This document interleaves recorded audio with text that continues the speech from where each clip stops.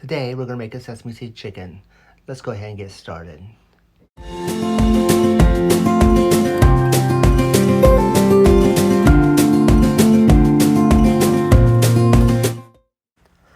Alright, let's go ahead and get started making our sesame seed chicken. What we've done, we've started off by getting a saucepan. Into that saucepan we're going to go ahead and add all our ingredients. We're doing this a little bit different. We're actually going to make our sauce first. Or get it ready first. So we're going to start off with 4 tablespoons of our soy sauce. We're using regular soy sauce. If you want to use a low sodium, you can. And then we're going to go ahead and add 1.5 tablespoons of white vinegar. I'm just going to kind of eyeball the half a tablespoon there. And then we're going to go ahead and add 1 teaspoon of sesame seed oil. Now you can find sesame seed oil in the Asian section of your grocery store. Or you can go to an Asian store. They have some great prices on stuff. And then we're going to add our cornstarch. Our cornstarch is going to be our thickening agent. We're going to put in 1.5 teaspoons. It looks like a lot the way I'm doing it because I'm using the half a teaspoon measuring spoon there. And then we're going to go ahead with our brown sugar, which is going to be half a cup, which is packed. It's going to give it the sweetness. Because sesame seed is kind of a sweet and spicy sauce, and kind of reminds you of General Chicken sauce in a way. It's really good. All right, then we're going to add 1/4 a teaspoon of black pepper, half a teaspoon of garlic powder, and 1/4 a teaspoon of red chili flakes. Now, if you don't want yours that spicy, you can leave, knock it down just a little bit. Or if you like yours spicier, you can add more. Or if you like it spicy, wait until the very end and add sriracha at the very end of the cooking process. All right, now we're going to add 2 teaspoons of sweet chili sauce. We really like this sauce. We put it on our crab rangoons. We have a great crab rangoon recipe, which is baked and open-faced. If you haven't watched it, check out that video. All right, here we get started with that. And after we're done with our sweet chili sauce, we're going to go ahead and add 1/3 cup of water. And then after we get that mixed in, we're just going to give that a nice mix. We want to make sure everything is mixed well. And then we're going to just set it off to the side onto the stove. And then we'll turn the heat on once we are ready for it. If you enjoyed these recipes, please take a moment to like and subscribe to our page. Leave comments to let us know how we're doing. All right, let's go ahead and get started on our chicken. We've taken our bowl here, and we're going to start off with 1 teaspoon of sesame seed oil. Now, this chicken recipe is a little bit crispier than our normal ones that we use. Usually we use baked. This time we're actually going to deep fry our chicken. We're now going to add just a little bit of salt. We're going to add 1/4 a teaspoon of salt. And then 1 teaspoon of black pepper. Putting the spice on the chicken gives it just a little bit of extra flavor before it goes in the deep fryer. And then we're going to take 1 egg and we're going to place that into our bowl. I'm trying not to get any shells in the bowl. Last time we made a video, this time we did pretty good. All right, we're going to give that a good mix. We want to make sure that we mix that really well. We're trying to make sure that we don't get any of those egg strands. Sometimes whenever you're not mixing it, when you don't get it mixed well, that you kind of have those strands of egg white. We really don't want any of that in here. All right, once we get that mixed really well, we've already cut up some chicken. We've cut up 1.5 cups of boneless, skinless chicken thighs.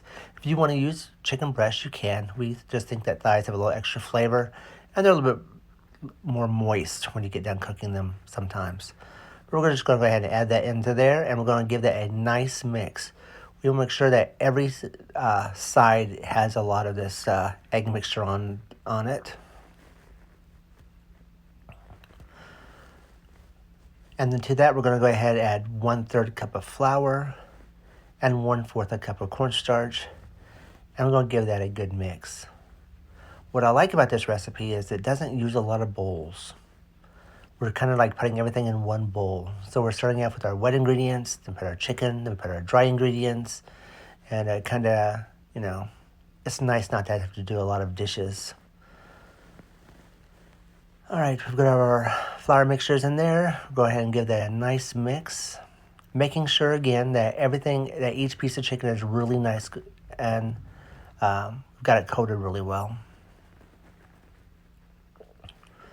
All right, to that we're going to add 1/4 a cup of club soda. We want to make sure that our club soda is really cold when we will add that to our chicken there.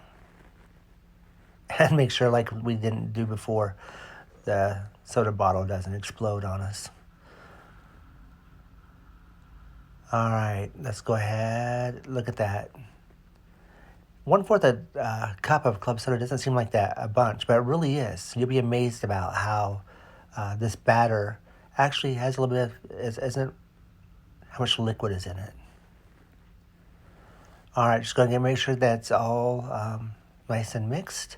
And let's go ahead and get it started deep frying. We've got our deep fryer at 350 degrees. We're going to go ahead and set our basket down so it doesn't stick quite as bad. We're going to drop those in, not from that height. That's a little bit too high. So, but we're going to go ahead and put those pieces of chicken in one at a time, slowly. We also don't want to overcrowd our basket. If we overcrowd our basket, then it's going to go ahead and we'll have an issue with it, the oil getting cold. And we don't want our chicken pieces soggy. These chicken pieces are actually going to come out really crispy. Whenever you taste the chicken by itself, you're like, nah, that's not very good. But the combination with the sauce absolutely makes it excellent. I'm amazed by how many recipes I've done like that. All right, let's go ahead and finish frying these off. All right, as you can tell, they are done. They've got a golden brown, but yet they're still a bit white. You want to make sure that your chicken reaches an internal temperature of 165 degrees. And we'll go ahead and start our sauce. All right, we put our sauce on the saucepan, on the stove, and we're going to bring it to a boil. All right, it is now boiling, and as you can tell, it's beginning to thicken up just a tad bit. We're going to go ahead and take this, and we're going to add our chicken into our sauce. Now, what that does is going to make sure that every single piece of chicken has a ton of that sauce on it, and it's also going to make that thickness or that the crispiness of the outside of that chicken. It's going to make it just a little bit softer, but it's not going to make it overly soft. So it's pretty amazing about how this recipe works. All right, we're just going to let that cook just a tad bit, finishing adding our chicken. This recipe is probably enough to feed 3 people, maybe 4. Mom and I ate 2 meals. We had lunch and dinner with it. But it really depends on how much you eat and how much you like your sesame seed chicken. All right, we're just going to let that cook just for a moment or two, but not very long. All right, it's beginning to look pretty good. Let's go ahead and plate it up. We've taken some rice, and now we're going to go ahead and add our chicken on top.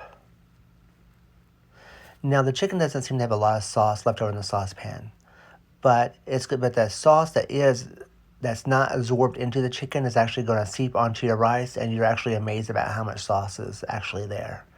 We're going to top that with some toasted sesame seeds. We're using toasted black sesame seeds. If you want to use some white ones, you can. And we're going to put a few green onions on there. And we hope that you enjoyed this recipe because I know that we did.